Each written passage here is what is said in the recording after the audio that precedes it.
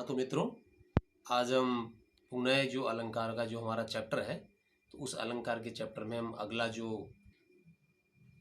अलंकार है हमारा शब्द अलंकार यमक अलंकार, उसका अध्ययन हम करेंगे।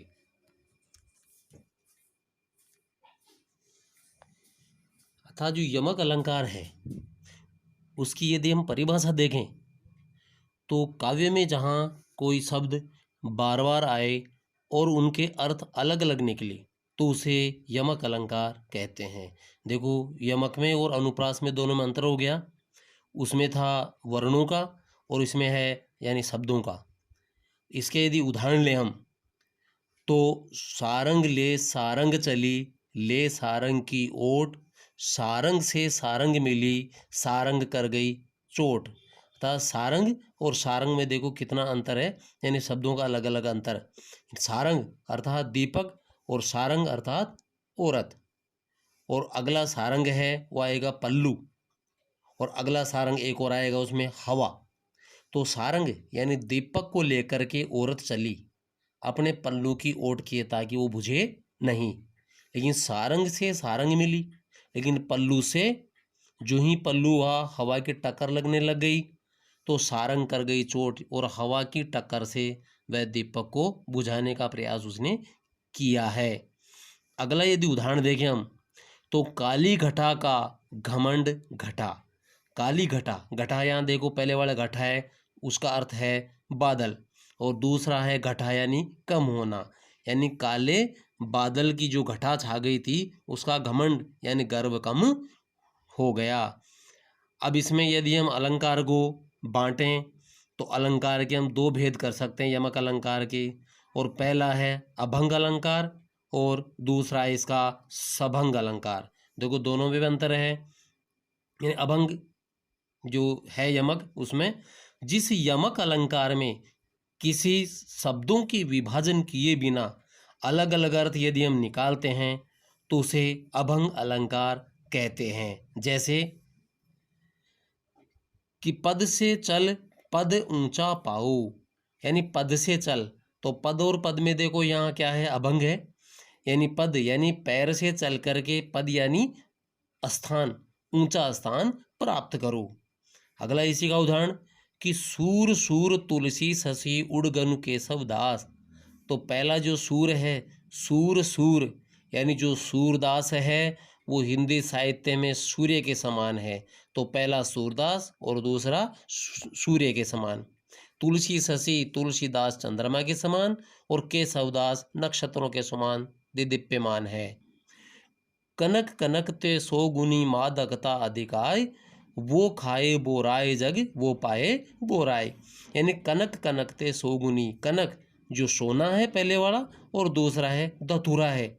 तो जो सोना है वो धतूरे से भी 100 गुना अधिक मादक होता है। अर्थात जो धतूरा होता है वो तो खाने से ही अपनी उत्तेजना को यानी पागल कर देता है खाने वाले को, लेकिन सोना तो बिना खाए प्राप्त करने से ही उसको पागल कर देता है। अगला उदाहरण लें तो भजन कहो ताते भजो भजो न एको बार, दूर भजन ताते कहो सो तू भजो गंवार। बिहारी कवि कहते हैं कि हे मूर्ख प्राणी, भजन कहो ताते भजो, जिसका भजन करने के लिए कहा गया। देखो भजो और भजो में अभंग है यहाँ। भजो यानी भजन कहो ताते भजो, जिसका भजन करने के लिए कहा गया। ताते भजो, भजो यानी दूर भाग गया, लेकिन भजो ने एक बार, लेकिन उसका भजन एक बार भी नहीं किया। दूर भागना और भजन नहीं करना, एक बार भी भजन नहीं किया। दूर भजन ताते कहो, और जिनसे दूर भागने के लिए कहा गया सो तू भजो गंवार। हे मूर्ख प्राणी, तूने उन विषय वासना को ही अपने में समेट लिया, उनको ही अपना लिया। अब दूसरा जो हमारा यमक का भेद है सभंग यमक अलंकार, तो इसको हम देखें तो इसकी परिभाषा के रूप में देखो दोनों की परिभाषाओं में अंतर है कि जिस यमक अलंकार में पंक्ति में प्रयुक्त किसी शब्द के विभाजन कर अलग अलग अर्थ ग्रहण किए जाते हैं वहाँ सभंग अलंकार, जो सभंग यमक अलंकार है वो होता है। देखो उसमें तो शब्दों के विभाजन नहीं होते थे, इसलिए अभंग है, यानी कोई भंगता नहीं होना। लेकिन इसमें सबंग, यहाँ पर जो शब्द आए हैं उनको बीच में भंग करके उनका अर्थ भी निकाला जाता है। यदि इसके उदाहरण देखेंगे तो समझ में आ जाएगा हमारे। जैसे इसका उदाहरण है कि तेरी बरछी ने बरछीने हैं। तो देखो बरछी ने, बरछी अलग है, ने अलग है, लेकिन दूसरा बरछी ने एक साथ है। तो इसमें देखो दोनों में क्या हो गया, ये सबंग हो गया कि तेरी बरछी ने, जो तेरी जो यानी फरसा है, तलवार है, उसने जो शत्रु सेना है उसके बर छीन लिए हैं।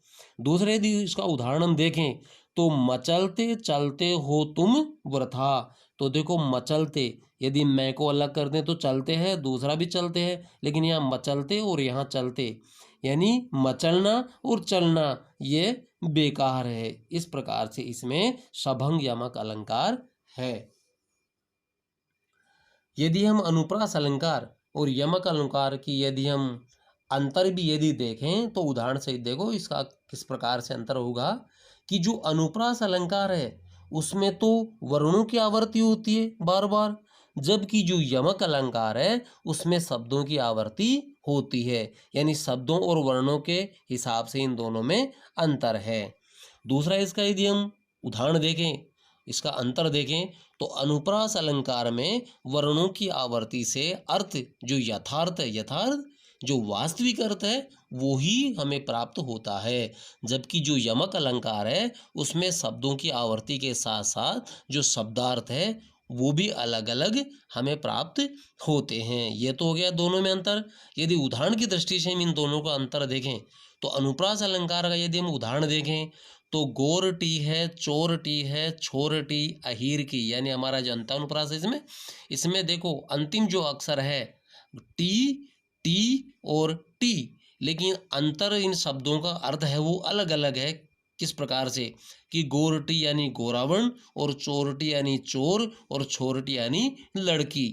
लेकिन यमक अलंकार जो उसमें इस प्रकार से अर्थ निकलता है कि कनक कनक, यानी पूरा शब्द वो का वो यहाँ है और वो का वो यहाँ है, लेकिन शब्दों के हिसाब से इन दोनों के अर्थ अलग अलग, जैसा कि हमने अभी उदाहरण में किया था कि एक का है सोना और एक का है धतूरा।